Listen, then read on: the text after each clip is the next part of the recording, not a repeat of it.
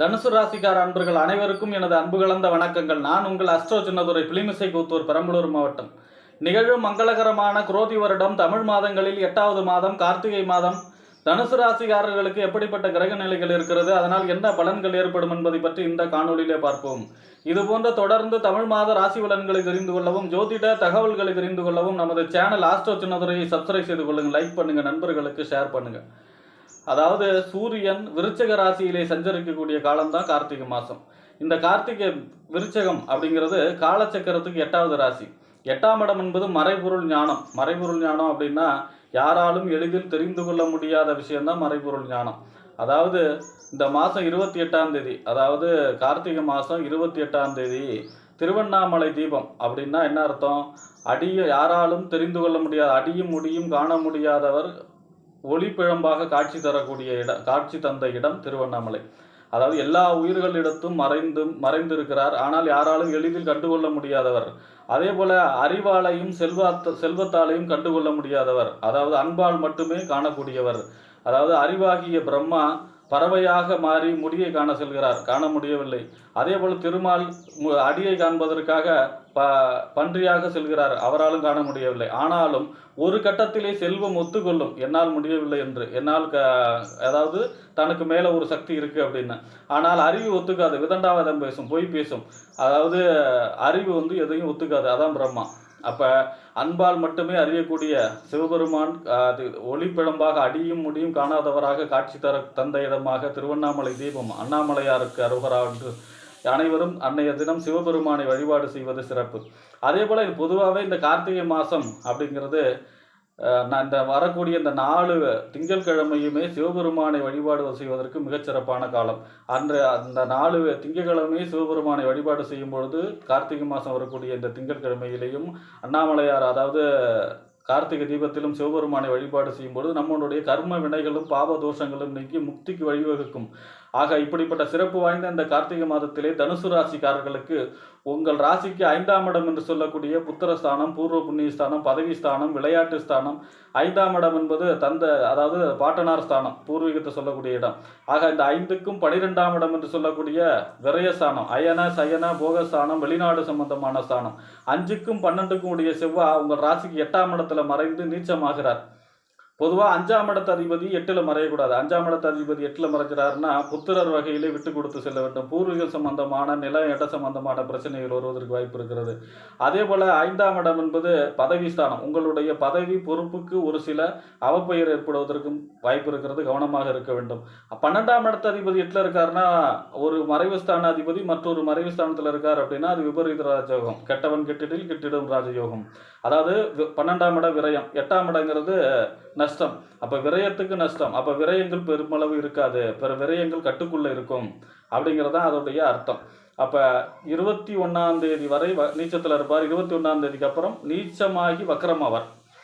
அதாவது பொதுவாக ஒரு கிரகம் உச்சமாகி வக்கரமானார்னா நீச்ச பலனை செய்யும். நீச்சமாகி வக்கரமாகிறார் அப்படின்னா உச்ச பலனை செய்யும், வலுவான பலனை செய்யும்.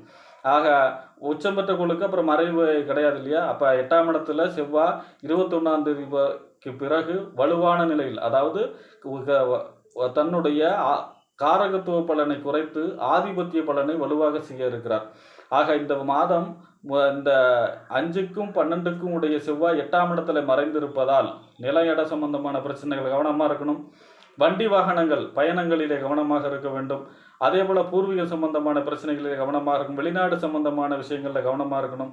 இந்த விஷயங்கள் கவனமாக இருக்கணும். இந்த முருகப்பெருமானோட, அதாவது செவ்வாயுடைய அதிதேவதை யாருன்னா முருகப்பெருமான். முருகப்பெருமானை வழிபாடு செய்ய வேண்டும் இந்த மாதம். அதே போல் உங்கள் ராசிக்கு 6க்கும் 11க்கும் உடையவர். 6ஆம் இடங்கிறது நோய், எதிரி, ஒம்பு, வழக்கு, கடன், ருண, ரோக, சத்துருஸ்தானம். உத்தியோகஸ்தானமும் 6ஆம் இடம் தான். இந்த 6ஆம் இடத்திற்கும் 11ஆம் இடம் என்று சொல்லக்கூடிய லாபஸ்தானம். 11ஆம் இடம் என்பது மூத்த சகோதர ஸ்தானம், அபிலாஷிகள் பூர்த்தியாகக்கூடிய இடம், நெருங்கிய நட்பு வட்டாரங்களை சொல்லக்கூடிய இடம், சித்தப்பா ஸ்தானம். இந்த 11ஆம் இடத்துக்கும் அதிபதி 6க்கும் 11க்கும் உடைய சுக்கிரன் உங்கள் ராசியிலே சஞ்சரிக்கிறார் 17ஆம் தேதி வரை.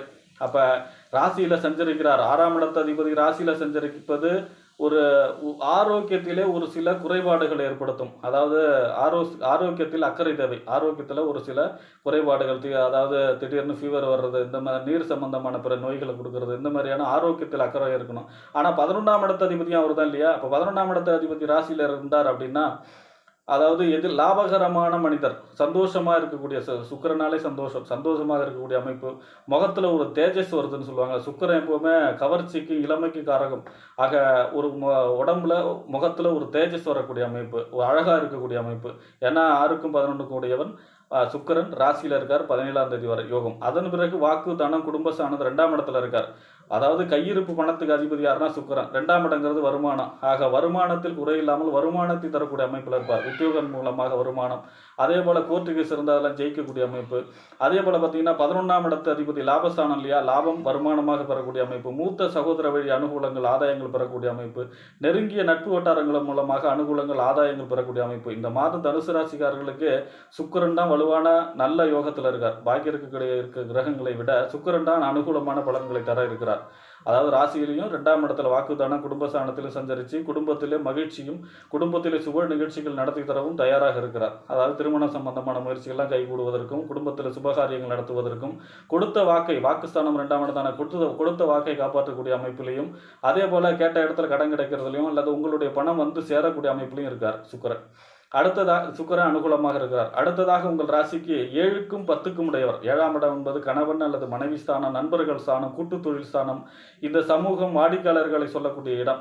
10ஆம் இடம் என்பது தொழில், புகழ், அந்தஸ்து, கௌரவத்தை சொல்லக்கூடிய. இந்த 7க்கு 10க்கும் உடைய புதன் உங்கள் ராசிக்கு 12ஆம் இடத்திலே மறைவு ஸ்தானத்திலே சஞ்சரிக்கிறார். ஆனாலும் குரு பார்வையில் 7வது குருவுடைய 7வது பார்வையிலே சஞ்சரிக்கிறார். அது வரைக்கும் விசேஷம். இல்லைன்னா கணவன் மனைவி வழி விரயங்கள் ஏற்படக்கூடிய அமைப்பு, நண்பர்களுக்காக செலவு செய்யக்கூடிய அமைப்பு, அதே போல் தொழிலுக்காக செலவு செய்யக்கூடிய அமைப்பு, தொழிலை விரிவுபடுத்துறதோ இல்லை தொழிலில் நிறைய ஜாமான் வாங்கி வைக்கக்கூடிய அமைப்பு, இந்த மாதிரியான தொழில் சம்பந்தமான கொஞ்சம் விரயம் செய்யக்கூடிய அமைப்பு இருக்கிறது. வாழ்க்கை துணைக்காக செலவு செய்யக்கூடிய அமைப்பும் இருக்கிறது. ஏன்னா 7-10 கூடியும் 12ஆம் இடத்துல இருக்காரு மாதம் முழுவதுமே. 11ஆம் தேதி புதன் வக்கரமாகிறார். 30ஆம் தேதி வக்கரகதி நிவர்த்தியும் ஆகிறார். அப்போ விரயங்களை கட்டுக்குள் வைக்க வேண்டும். ஆனாலும் குருவுடைய வக்கர பார்வை 7வது பார்வை இருந்தாலும் விரயங்களை நீங்கள் கொஞ்சம் கட்டுக்குள் வைத்துக் கொள்ள வேண்டும். அடுத்ததாக உங்கள் ராசிக்கு அதாவது 9ஆம் இடத்து அதிபதி பாக்கியஸ்தானம், அதாவது தொலைதூர பயணம், பாக்கியஸ்தானம், தந்தை ஸ்தானம், உயர்கல்வி ஸ்தானம். இந்த ஸ்தானத்துக்கு அதிபதி யாருன்னா சூரியன். சூரியன் உங்கள் ராசிக்கு 12ஆம் இடத்துல இந்த மாதம் முழுவதுமே சஞ்சரிக்கிறார். ஆக தந்தை வழி விரயங்களை சந்திக்கக்கூடிய அமைப்பு, பயணங்களிலே விரயங்களை சந்திக்கக்கூடிய அமைப்பு, அதே போல் உயர்கல்விக்காக செலவு செய்யக்கூடிய அமைப்பு, கொஞ்சம் பாக்கியங்கள் தடைபடும். ஆனாலும் குரு பார்வையில் தான் இருக்கார். புத ஆதித்ய யோகமாக சூரியனும் புதனும் சேர்ந்து தான் இருக்கார். குருவோட 7வது பார்வை இருக்குது, ஆனால் வக்கர பார்வையாக இருக்குது. மற்றபடி பார்த்திங்கன்னா இந்த மாதம் பார்த்திங்கன்னா உங்களுக்கு 8ஆம் இடமும் 12ஆம் இடமும் இருக்குது. 8ல் செவ்வாய் இருக்கார், 12ல் சூரியனும் புதனும் இருக்காங்க. அப்போ 8, 12ங்கிறது கொஞ்சம் உங்கள் ராசினா தான் 6ல் இருக்கார். இப்போ 6, 8, 12 வலிமையாக இருக்குது. அப்படின்னாலும் சுக்கிரன் அனுகூலமாக இருக்கிறார். சுக்கிரன் அனுகூலமாக இருக்காருன்னா ராசி, அதாவது 11ஆம் இடத்து அதிபதி ராசியில் இருக்கிறது. நீண்ட நாள் எண்ணங்களை பூர்த்தியாகக்கூடிய அமைப்பு, நினைச்சதெல்லாம் நடத்தி வைக்கக்கூடிய அமைப்பு, குடும்பத்தில் சுப நிகழ்ச்சிகள் நடக்கக்கூடிய அமைப்பு, பொருளாதார சம்பந்தமான பிரச்சனைகள் இல்லாமல் பொருளாதார வரவை கொடுக்கக்கூடிய அமைப்பில் சுக்கிரன் மட்டுமே இந்த மாதம் தனுசு ராசிக்காரர்களுக்கு அனுகூலமாக இருக்கிறார். பாக்கி இருக்கக்கூடிய செவ்வாய் அனுகூலமாக 8ல் இருக்கார். அடுத்ததாக 9ஆம் அதிபதி சூரியன் 12ல் இருக்கார். 7ஆம் அதிபதி 10ஆம் அதிபதி 12ல் இருக்கார். உங்கள் ராசிநாதன் 6ல் இருக்கார். ஆக இந்த மாதம் முருகப்பெருமான் வழிபாடு, சிவபெருமான் வழிபாடு செய்வதன் மூலமாக தனுசு ராசிக்காரர்கள் இந்த மாதம் யோககரமான மாதமாக மாறும். இந்த 2 வழிபாடு செய்யும் பொழுது இந்த மாதம், அதாவது முருகப்பெருமான் வழிபாடும் சிவபெருமான் வழிபாடு செய்யும்போது தனுசு ராசிக்காரர்களுக்கு கார்த்திகை மாதம் யோககரமான மாதமாக மாறும் என்று கூறி விடைபெறுகிறேன். நன்றி, வணக்கம்.